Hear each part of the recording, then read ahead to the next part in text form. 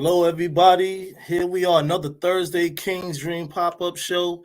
And who I have in the building right now is Kamal Amani. How you doing, brother?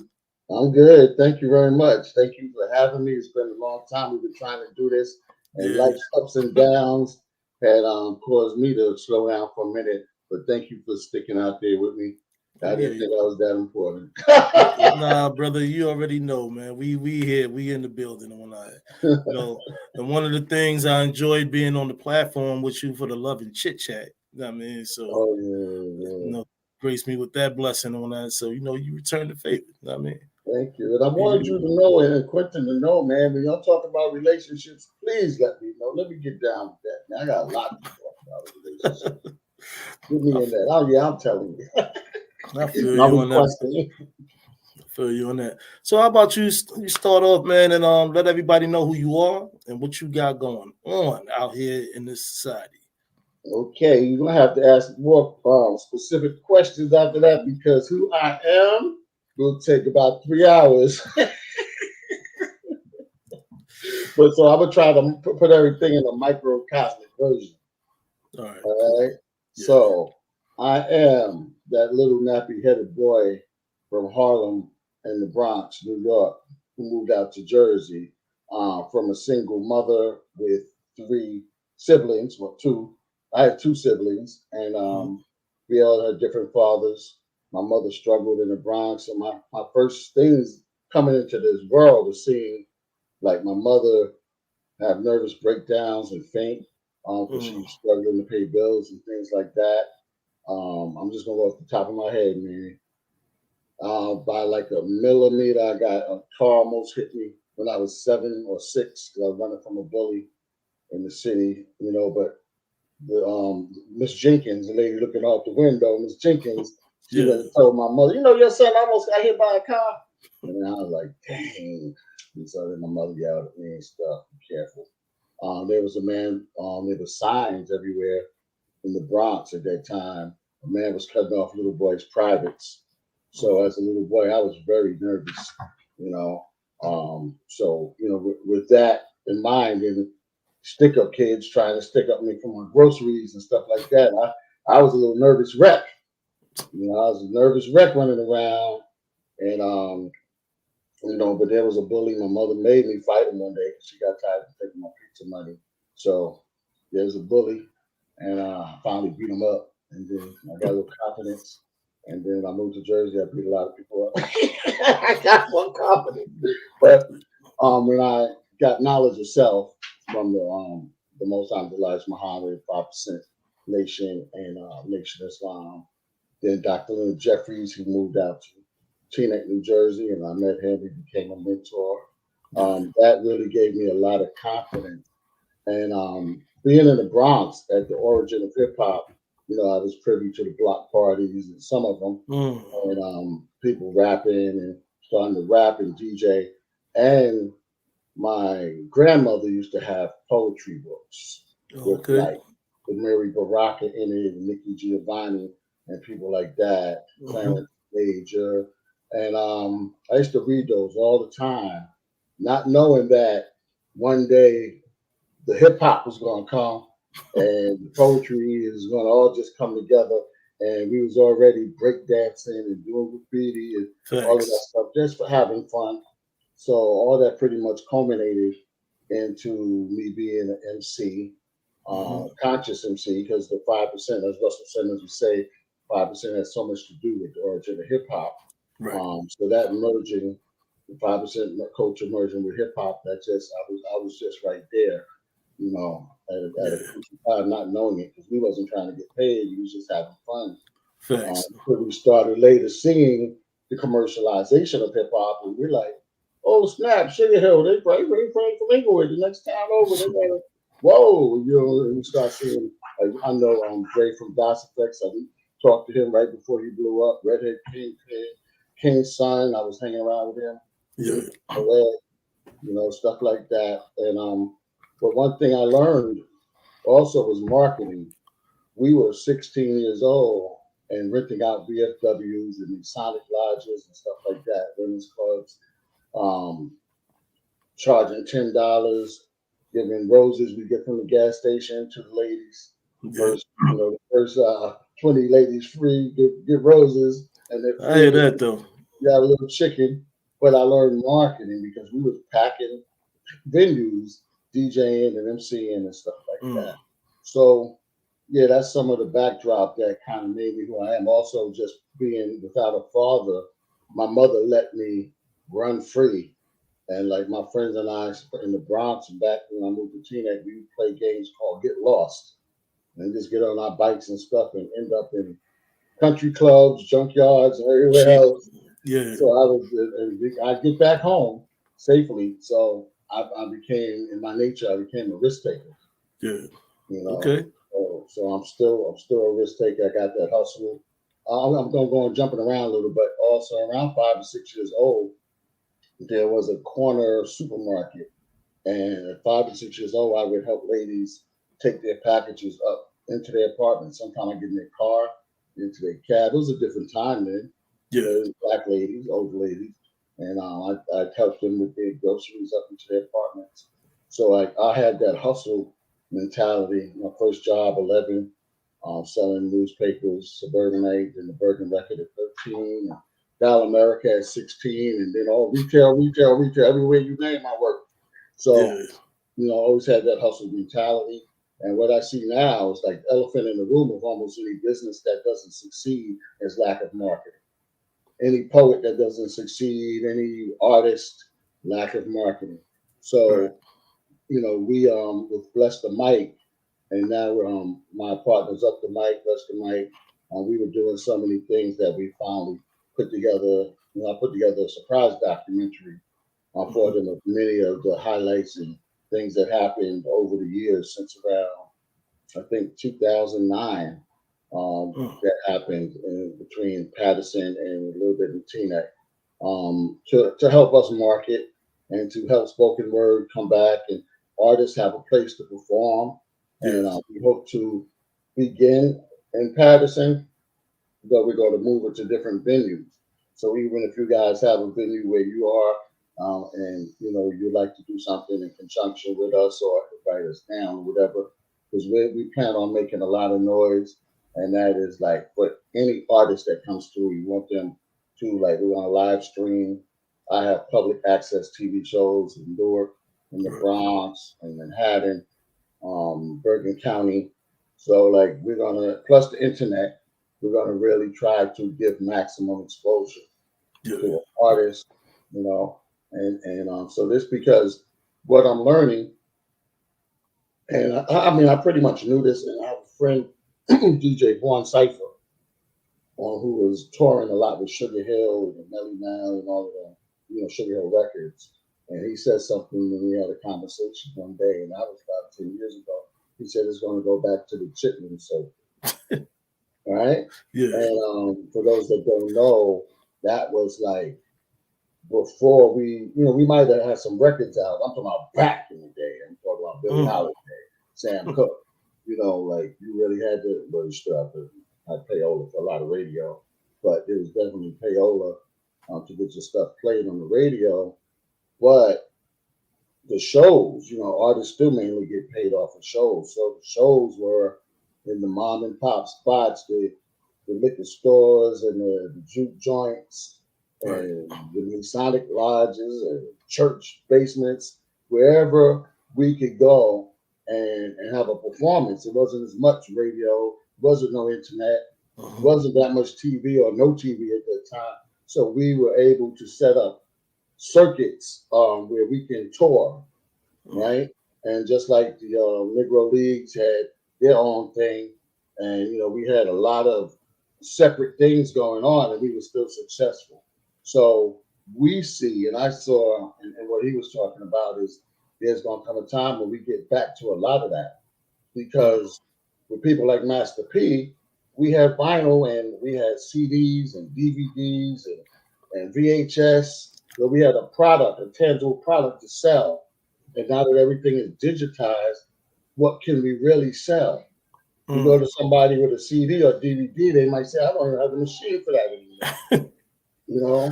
Yeah. So excuse me, turn the volume down a little bit, please. Thank you. So yeah, so being that we don't have that to sell, and there's so many algorithms with the digital arena, with Facebook and YouTube and everything, we don't Facts. know what's going on. We don't know. We might have 1 million followers, but it shows us we have 10,000 followers. True. And we might have sold 10,000 downloads and have 100,000 streams, but it shows us different. Yeah. So that is a good mechanism for some kind of marketing. But coming back to the venue and utilizing that venue for all that it's worth, and letting artists come through and people come through and get entertained, Right. that's where we're at right now.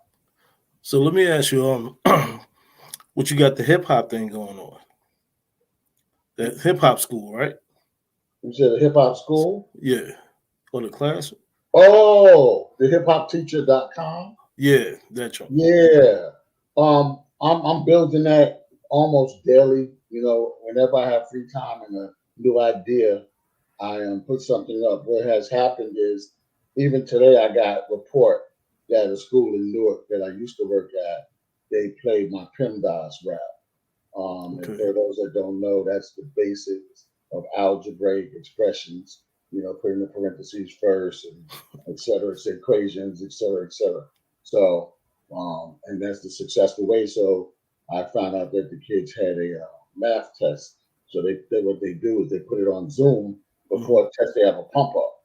So they play all the math classes in the school, and the kids love it. PEMDAS, PEMDAS. Well, that's what's up, though. Yeah. So, when I saw that, I said, I had made some videos in the past, a few things with educationally and some motivational stuff with animation for kids. And I said to myself, why not just put it all together? So I put it together. I started making more and more because as I go into different schools as a teacher and as a substitute teacher, what happens is I see they're playing a lot of videos now. And there's a video for everything. There's a video for wash your hands and video for. That's what's up, though. Yeah. I peeped the joint out on Instagram. I was like, oh, that's intriguing. I was like, yo, yeah, bro. Something different and whatnot, but it's active, though. You know what I mean? Yeah. So I got one called All Atoms Matter. I like that's one of my favorites now. Yeah. All Atoms Matter. Check it out. So the hiphopteacher.com. Teachers, what I want is for parents, homeschoolers, and little kids, and not just little kids. There's some things for teenagers, but it's really elementary for the most part, except for the motivation. That's for everybody. But I want teachers and school systems, hopefully, to also check my stuff out, because there's a lot of corny stuff out there. And the kids love it. And I'm like, no. I can do that better. You deserve better. So in other words, you're trying to give the world a lift. Yes, sir. Alley-oop. Yes, sir. Give a little boom back with that. You know what I mean? A lot of times we do got to return back to the essence of where it all began. We just want to put a little twist on it. Yeah. And I find out when they find out I'm a rapper, oh Lord. Now you're a rapper? Rap. Give me some bars. Drop the mic. Blah, blah, blah. Oh God. Calm down. All right now. Later on. But they love rappers. Yeah. And I'm like, y'all still love me even though I'm older and all of that? Yeah, rap. Hey, that's what's up, man. It's good to see a lot of these young kids, doing the poetry thing, doing the rap thing, but at the same time, just be a little proactive out there. You know what I mean? Try to make a difference in the world, same way how we came up. Right. When we had the ciphers on the corners and all that type of stuff. You know what I mean? So, build and destroy. You know what I'm saying? And renovate, build another one. You know what I mean? So that's what's up on that. But what's some of the other things you got going on, brother? Okay. So that's the hiphopteacher.com, and my YouTube page is the Hip Hop Teacher. It's a brand new page. Subscribe. I need subscription. All right. Hey, subscribe to the channel. You know what I mean? Right. Please subscribe. Brother needs some support. Well, I'm always doing poetry, but what's happening, what I'm waiting on is some fine gentlemen from Canada. I got a brother Charles in Toronto, Canada. Well, are you familiar with Looperman? Looperman is a good site. Oh yeah. Yeah, I stumbled on it maybe 10 years ago, and it's based in the UK. And producers and remixers, DJs, they go in there looking for acapellas. Oh wow. Now, there's everything from the worst amateur to amateurs to highly professional people, Yeah. right? So I have sold like, in other words, whenever I do a song, I usually put the acapella on Looping Yeah. and for free. And then there's a clause where you could use this for promotion and I won't charge you. Just credit my name. Or you gotta pay if you use it. If you want to use it for promotion. I mean for Yeah, I hate man. So I've got guys, shout out to the whole world. I got guys from Brazil, Italy, like Germany, anywhere, Australia. Yeah. And they have used my stuff. It's a lot of EDM people, a lot of house people, a little bit of reggae and hip hop, but a lot of EDM, they heavy on it. So Brother Charles found me a couple of years ago and we connected finally. So he was trying to reach me. But he has he did like 3 albums worth of remixes on my acapellas. Some of it's going supposed to come out this year, early, like soon. Oh, that's what's up. Yeah, then some other people checked his Instagram page out, and they're from Europe, London, and they remix some of my stuff, and they're gonna put vinyl out. Yeah, congratulations on that. You know what I mean? Yeah, and they said thank you. They said vinyl over there in London, there's still like a market for it, a taste for it. Yeah. So they're gonna put me out on a vinyl. And there's another brother, Tim Bauer. I got that name. I was trying to get people. Tim Bauer got something coming out. He did a remix on something. A couple of things I did. So since they were doing that, I kind of slowed the poetry down just to wait for that to come out. Because I did have some vinyl, some other brothers sent me that they had put out before too. But these guys are very well connected with the house scene, and they do big promotions and concerts. So they're like, "You ready to tour? You ready to tour?" I'm like, "Yo, once the records drop, let me know what you sponsor." Let you know what that money looking like, right? Yeah. You gonna send me the round trip tickets, hotel, and money. Shoot you over there like Jimi Hendrix or not. Yeah, right. I'll be acting like it too. I'm a nut. Yeah, that's cool though. That's what's up, man. Yeah. So what can you tell the people about, like how to really get activated within the poetry and just marketing and everything like that? Like, how can you give these folks out here in the Poetry Corner universe the alley-oop? Right. Well, it depends on where you're starting at. Like if you're, if it's a beginner or somebody that's been in the game, if you're a beginner, definitely, I would say hit open mics unless you just know you so bad that you can slam. I never wanted to slam. I'd rather go to the open mic. You know what I mean? Yeah, I like enjoy what I wrote. Okay. If you like it, I'm happy with that. You know what I'm saying? But I mean, I would have slammed, but I don't think at this point I would ever slam unless it was for fun. But yeah, hit open mics a lot. And again with marketing is niche marketing. So number one, I tell any artist that you should be a big fish in a small pond. In other words, you should have your town and your region on your back. I mean, it's not easy. Well, how do you feel about support though? You know what I'm saying? Some people out here is like, oh, okay. Yeah.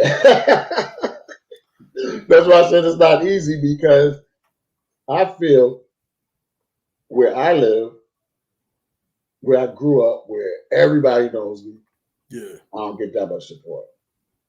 And it's okay, because I see, like, one time I was in New York, in the city of Guru, that's when he was alive, Gangstar. They came to this club. Yeah, rest in peace. They came to this club. I was like, yeah. They was doing their thing. They said, wait a minute, New York, y'all ain't making enough noise. They said, we just came from all over the world. And they were going crazy. Now we back in New York, and y'all like, so what's up, New York? So I'm glad I saw that because, man, Bergen County, Jersey, like New York City give me love, but I predominantly grew up in Teaneck, Inglewood, Hackensack. Right. And I'm like, where y'all at? Lying, yeah. But when I'm at an event, y'all don't show up, and other people from South Jersey, Central Jersey, New York will show up more than my people. It's weird. Yeah. So basically, when you feel like you don't get the support, does that make you go harder and stronger? Oh yeah, I love that. How's that feeling like? Well, that's the ultimate challenge. But I just wanted to say something. Remind me of this question. Your question, please. My wife's a Capricorn. That's all I'm saying. Anyway, I know it's your fault, but I'm gonna blame you. I love you, but I'm gonna blame you. Anyway, all right, reality TV. What was I saying? Too much. Remind me, brother. Where was I at? Well, we was talking about the support and everything, and right, going harder and being strong out there. Right. So the weirdest thing is that when Deaf Poetry was out, and that's why we want to do it. We want to get a big buzz happening and get people energized. When that was out, I wasn't on Deaf Poetry, but that was just a time when people were booking poets, and I worked all over Connecticut. You name it, Bridgeport, West Haven, whatever all them places. Yeah. In Springfield, Massachusetts, Basketball Hall of Fame twice. That stage, that was nice. Boston. They was giving me mad love, more love than I was getting. New York giving me more love than I was getting. So that was weird. So what happens is I'm like, it's just like with not that my people are haters, but just like if you get haters or you're not getting the love you think you should get, then it's like, okay, well, what else could I do to break the chain? What else could I do to push forward? And like one of the things I did early, just for like to address your question too about artists coming out, but again, some of these tools aren't there anymore. When I first got into the poetry scene around 2005, I noticed that artists would pour their heart out and then say, buy my chapbook for $3. I was like, you're doing all that for a chapbook? Most people wouldn't buy it. And I noticed most people ain't have videos. So I said, oh. I made a Miss Melanin video. I made Armchair Revolutionary. I started making videos, poetry videos. Yeah. So like that. I always look for the loophole. What people aren't doing. Right. So some people got mad at me. And I started having CDs for sale. And some of the hosts, oh, come on, always got a new CD out. Ain't my fault. I see it. Hey, striving, brother, striving, grinding. Yeah. So always got to try to find out, not a trend, but try to make a trend or try to be ahead of the curve. Try to see what's missing and then supply it. Yeah. And I really do feel right now that like you can start a poetry thing in your own town. You know what I mean? As long as it's not going to break you, if you can find a place like a library, basement, or church, or wherever they're not going to charge you too much, you get the door, they get the bar or the food, then go ahead. Because if 5 people come in, that's 5 people they didn't have before as customers. And 10 or 20 come in, now you're successful. Yeah, I'm thinking about that myself. Got some plans this year. You know what I mean? Yeah. I was like I was telling somebody, I always consider myself the underdog. Oh yes. The 6th man coming off the bench. Mm-hmm. You know what I mean? You 6th man coming off the bench, you already see the offense and defense. Mm-hmm. So you know how to go out there and just shake and bake and just make it do what it do. That's it. Almost better than the starters. My whole life I've been the underdog. Or just as well, or just as good as the starters. You know what I mean? Yeah. So yeah. And I like when that underdog comes off the bench and scores like 35. Everybody's like, I didn't know. yeah. Oh, I ain't know he's that nice. Even if he was the Yeah. seventh man coming off the bench, like, yo, all right, let me get out there and just handle my handle. You see everything. I mean, so you just step it up. I mean, but that's what's up though. But so do you feel that it's harder, like with your interaction with other poets and being on platforms and all that type of stuff? Like, what's your perception of that? I started I'm saying, because I know you do your own thing with a lot of different things, so that's what I'm just asking that question. Getting to know Kamal Amani. interaction with a lot of poets, and what was the last part of that? Interaction and jumping on the platforms and stuff like that. Like, I think that's one of the reasons that we started, not really starting, but we started our own engine. yeah. Because I wouldn't say poets specifically, but people in general. Artists. Yeah, artists Yeah. and the music industry, quote unquote, people. Yeah, I think that a lot of people don't see the trends and don't see the ups and downs of business. You know, the zigzag zig, the losses and the gains, the profits and the losses. So meaning like you can't really talk to somebody that doesn't know. Right. You know what I mean? Like Yeah. you can't, like I had a person tell me before there was a guy like the Ron Alexander show. I just spoke to Ron Alexander today. He had one of the biggest underground shows in New York, cable TV. Okay. And like, yeah, like I would get feedback from that. That's how one of the reasons I got into cable TV, public access and stuff. And like, I mean, he had Red Alert on there, he had KRS One on there, he had a lot of, I can't even, The Brat, and people all over the city, Chuck Chill Out, and people would see you on there. You might pay them a little bit or whatever, a little promotional fee.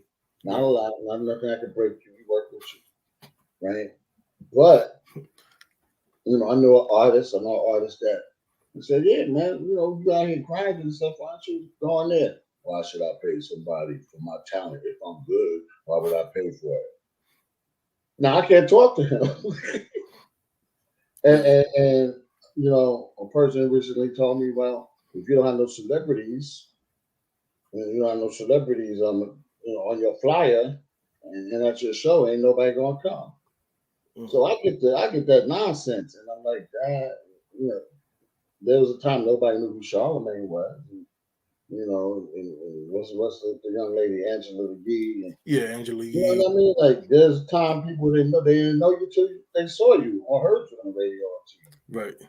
So what kind of thinking is that? So I think the platform is to educate also, but to get started, you know what I mean? Like you can't start with people that don't know what's going on. Because they're not going to get it. And if they don't get it, they're not going to believe. They're not going to be enthusiastic. They're not going to stick with it. Right. So basically, it's about really becoming that personality. Yes. I mean, It's like, my wife and I always say, where such and such have spoke to you that way if you were a white man or if you were Russell Simmons, Clive Davis. Would they have said that to you? Would they have acted like that? No. So unfortunately, if you're not down when I'm shooting in the gym, when things blow up, don't come running around with your hand out. But you know how that go. You know what I mean? That's just something that's been existing. Right. Let me ask you, I want you to let the people out there in the Poetry Corner universe know about your Love and Chit Chat. Well, Love and Chit Chat. Okay, well, yeah, that's why I want to. I want. Well, yeah. Love and Chit Chat. I have Love and Chit Chat page and Facebook. I have a YouTube page for Love and Chit Chat with a lot of relationship videos on it. A few where I have spoken to young ladies, and you and I have spoke before. Right. and that's what I want much more of. It's not my priority right now, but with assistance and collaboration, it can easily be done. Right. Um, my wife and I have been together 30 years Amen. and married 27. Thank you. So when I started seeing family and friends breaking up and divorcing and needing help, we both started counseling Yeah. and trying to save relationships and things like that. And I started really seeing that a lot of people don't get it. And again, it's I would say trendy, but it's because of the changes in society and Right. the expectations. Like when Kevin Samuels was alive, rest in peace, he had his perspective, and then some of the ladies called it, they had their perspective. But I would say that a lot of people didn't want to adjust to the times at all. And I think a lot of people don't understand post traumatic slavery syndrome. We could say that we say most of us were already here, we weren't slaves, we were prisoners of war, but post traumatic slavery syndrome, understanding that we have been in a war, and in that war, they try to take out the man. I think if a lot of women understood that things would be better. And I think if a lot of men understood that now that the women are making more money than most men and having titles, et cetera, the man can't walk in the house like I'm the head of the family when I say goes, that Yeah. kind of thing. So I think it's the truth that I'm telling, and a lot of people don't want to hear it. If I was, because I noticed that from responses and views too. Now, a lot of ladies, they watch what I put out there, but I think if I was telling, dramatic, shock value type things, then Mhm. I'd get way more response. Yeah. So it's almost at the point of ministry at this point, because if you really want it, I have it for you. But most people don't really want the truth. They can't handle the truth. Hey, a lot of times that's how it is, though. You know what I mean? Got to take accountability. You know what I Yeah, mean? yeah. So but yeah, I really like like I said, the things that you got going on. And what's the other YouTube joint you got? The Guru? Oh, the unauthorized guru. Yeah, yeah, yeah. That joint right there. Yeah. See, when I first got into social media, it wasn't for friends. It was to promote my poetry, basically. Yeah. And I had, Up in the Attic is a movie that I did, my first movie, around Saw that. 2006. You saw that? Oh yeah. Oh, okay. Yeah. Cuz was in there with two of my little cousins Who's that? on Safir. Oh, yeah, yeah, yeah, yeah, yeah, Yeah. yeah. Yep, yep, yep. Yeah, wow. So your fam's in there. Yeah. That's peace. Yeah, so that was to promote stuff. And what happened was, how this thing is, you get locked out, your YouTube, you get locked, you can't forget your password, you can't remember this. And so I ended up having all this stuff. So I started trying to focus in and name it. And that one I had the most subscribers at Yeah. that time. So I said, I am the unorthodox guru because I do a lot of things and I don't do it the way I'm supposed to. Like you said, I'm the underdog. I feel like I'm the underdog, so I'm unorthodox, Yeah. you know. A lot of times it's good to be unorthodox. Yeah, Long as you're able to stay grounded and balanced. right, You know what I right, mean? right. Everything don't have to be traditional. You know what I mean? Exactly. Well, in my opinion. You know In what I my mean? opinion, too. You know Drunken what I mean? style. Yeah. Yeah. Come through like a Shaolin monk. That's You know what I right. mean? You could be falling, but don't fall all the way. Bounce back. Yeah. Yeah. Come back through earth. You know what I mean? Yeah. That- I have But a question too. mhm. How do you feel about the different genres of poetry? Mm. Well, I mean, I'm kind of like to each his own. But erotic is erotic. You gotta be about that. You know what I'm saying? I guess if I was single, I'd go run up in them spots.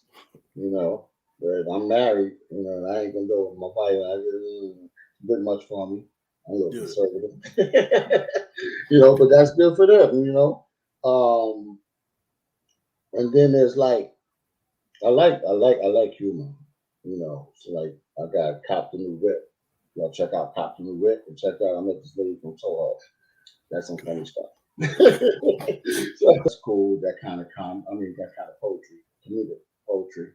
Um, Revolutionary stuff. It's kind of like I don't like when like all 30 people get up there and talk about the white man and black man Yeah. and all of this and everybody's angry, but Right.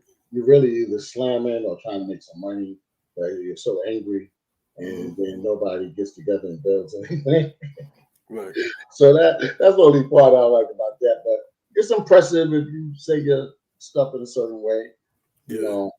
But that's I like what I said. I don't really like slamming personally because I don't like the competitive thing. Like I've seen a lot of I've seen a lot of flim flammy stuff go on with competitions in general, Yeah. with judges and all of that funny stuff. I've seen some real funny stuff go on, so I don't even trust that.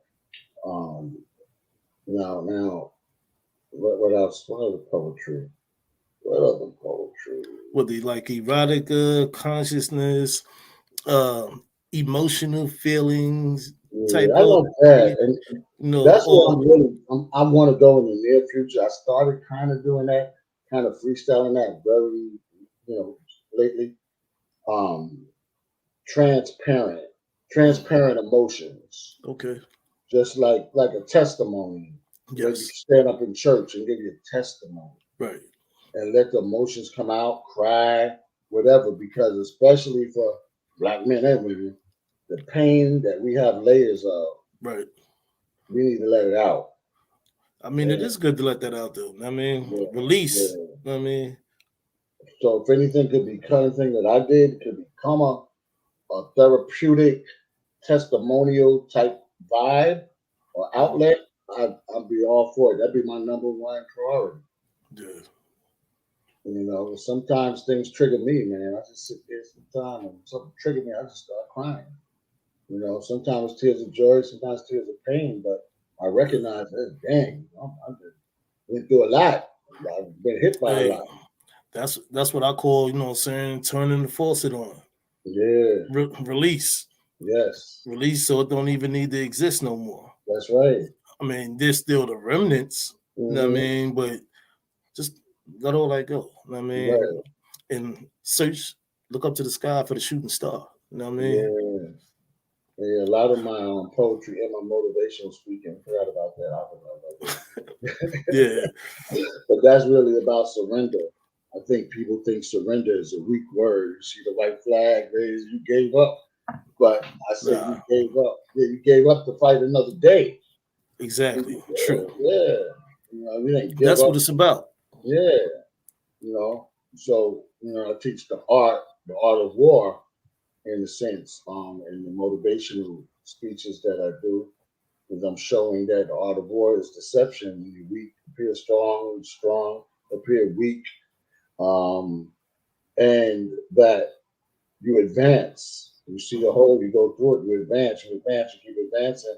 Now, when that obstacle comes, the ops come, the enemy comes. Now, and you might get circled in. You might have to surrender. You Yeah. might have to retreat. You might have to Yeah. retreat and lose ground, but you still stayed alive. Yeah. And then you can regroup, and then you can come back and advance again. And if Right. you see something different, you can see where you can build something different or counteract something. I have another question on you Hmm. though. This is one of those coming from out of left field. So when you going through it, how do you feel the importance of your significant other is to you when it's involving your poetry? You know what I mean? Mm. When it's involved in my poetry, Yeah, because what if you don't have somebody or whatever? Like, I'm just trying to go in your mind, like, because hmm you've been with your wife 30 years. yeah. You know what I mean? So your ins and outs of your poetry, like, how is she reflective in your balance? Oh well, When you're feeling mad, when you're feeling emotional, when you just feeling like I can't take this stuff no more. Is there a difference, like if she wasn't there and that you have your wife here, like just having that significant other, that shoulder to lean on? I just want your opinion. Well, my wife gives me high levels of support. Hmm. I try to give her high levels of support, and we give each other our personal space. She'll know sometimes if I got to just go in the room and incense candle, turn off the light, talk to God, sit on the floor, whatever. Take my herbal baths. My son and my wife, they know. My candles and incense come on, and I'm burning that. That's it.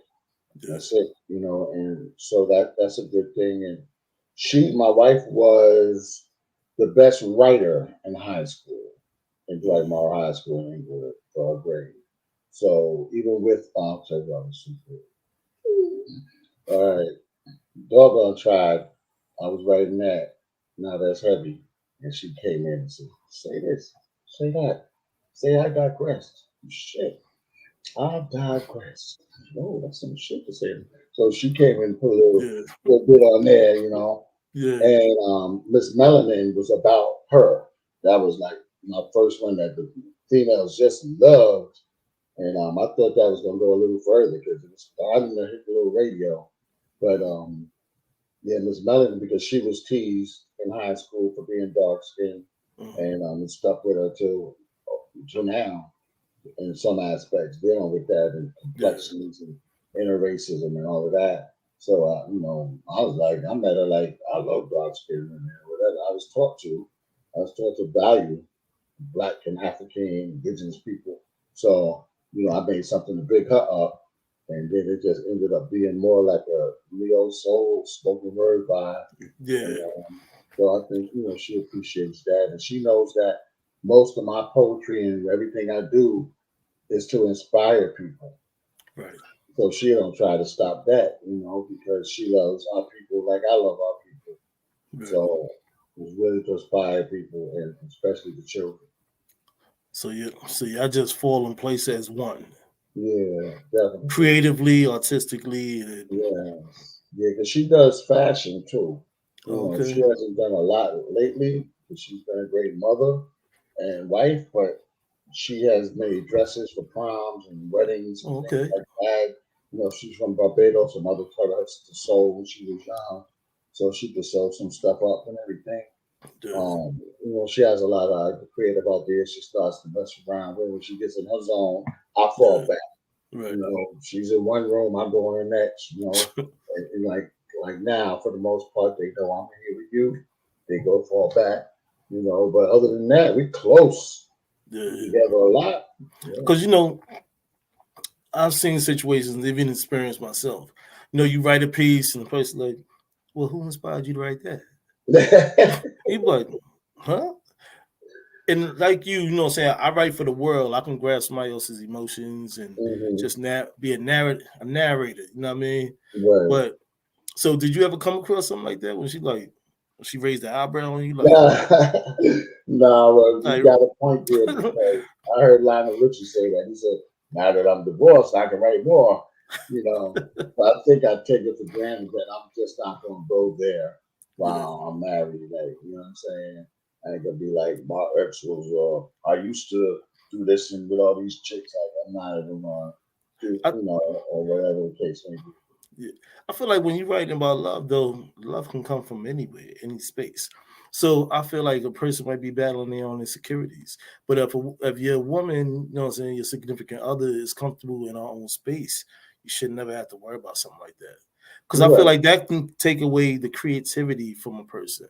You know what I mean? Okay. So I feel like if you're dealing with someone or you're with someone who can't understand your creativity, Hmm. then maybe they shouldn't be in that place and space of time. You know what I'm saying? At Yeah. least you have to understand it, about Right. having a knowledge, wisdom, and understanding. You know what I mean? I Yeah. just I just was puzzled, you know what I mean? Because you doing a whole lot of different things. So that's what I'm like, I wonder how bro and his wife be like here, that there. You know what I mean? Because That's you a good definitely fly with question. it. And I just figured it, I'm saying, That's throw a that good out there. question. And the thing is, she checkmates me in a good way. She balances me because, like I said, I'm a risk taker. Yeah. So I guess that's why I went into that history. I am the ultimate risk taker, and I got to stop at some point because I got a family. Yeah. Else I'd be out there doing crazy stuff. You know what I'm saying? I'd be out there hitting every open mic and just. But Right. I gotta come home with some money. Right. I can't be out there come home at 2 in the morning. How was it? Oh, good. I ripped it down. You know Yeah. what I'm saying? But I I like figured, to come home and be like, here you go, baby. There but you go. I figured other people out there who might either be going through something or they living the life where you at, Hmm. their significant other, maybe they can get a little clarity on what is, what's not, and what's the Hmm. possibility. You know what I mean? Like, Hmm. because it could be a sticky situation. I mean, I've been in that before, and it's like, I got a text with time, wrote something real elaborate, but my cousin was going through something. I have another cousin he was going through something, and we was talking about it. So me being creative and I was just like heard this nice melodic beat and everything like that, and I was just like, hmm. So I just started writing it and I posted on Instagram. She was like, "Who's that for?" And I was Hmm. like, "Excuse me." I was like, "It's like, what are you talking about? The way you have?" I was like, "Stop." I was like, "Stop. You doing too much." I get it though. Like every woman is different. Yeah, Some women will be like, don't even look at another chick. And other women be yeah, like, I understand that you're gonna look at her because I look at him too. But we coming home to each other. And then other women might be, like every woman got a different. So I think it's important to know that and like yeah, not really put nothing in their face. yeah, Now, the main way she balances me is because I'm in the field of education yeah, and whatever job I might have. But she'll say, "Oh, why'd you post that? Like, you might want to take that down, or you might want to." And she was like, "Because like if the principal sees that, or if the kid's parent." So right, that's true. what happened to me. One of my main YouTube page I took down Uh-huh. that had I think eight. I don't know. I don't know how many. It was a lot of subscribers. I didn't know what I was doing back then. I Yeah, didn't even know what a lot of subscribers were. yeah, But one of the schools I was at, the kids found out my YouTube page, and some of them was telling me because I was, on the spectrum type school. Some of yeah, the kids, I'm gonna tell my father. I saw your videos, this and that, and I was like, okay, I just took it right down. Like, yeah, I need my job to take care of my family. You yeah. I feel know, you. That's yeah. what's up, though. Well, look, is there anything else like you like to throw out there to the world to let these people know that Kamal Amani is here? You know what I'm saying? If you Reach want out to to. a brother. Now, Yeah, yeah, I want to shout out Malik Warner and Brother Sadiq because we're about to put this thing in motion. And, the Poetry Corner is down with us. You know what I'm saying? that's right. And, yeah, for real. Right And here. I want you to know that, like I was saying earlier, you call it what you want. The shipment circuit, the lack of CDs, DVDs, tangible items to sell, messing around with this digital world, it's kind of like playing the lotto. So we're going to, and we are setting up a platform for artists to come on. And if you get in early and you stay consistent, we can do a lot of things together. We can tour together. We can do a lot of things. If you come late to the game because you was hating and not understanding, things are gonna be set up where you pay your price and your fee, and then you can rock. And if you got an attitude, you still can't rock. But you know, we're doing this because, well, we're definitely doing it for business, but we're also doing it to push the genre and to give people opportunities. If you look Right. at our new documentary that I did, The Evolution of Solutions, you will see that it starts with kids, starts with children, Right. teenagers. So we really want the teenagers to have something. They don't have what we used to have, even in terms of things like the Apollo and Soul Train and Right. 106 and Park. That's So true.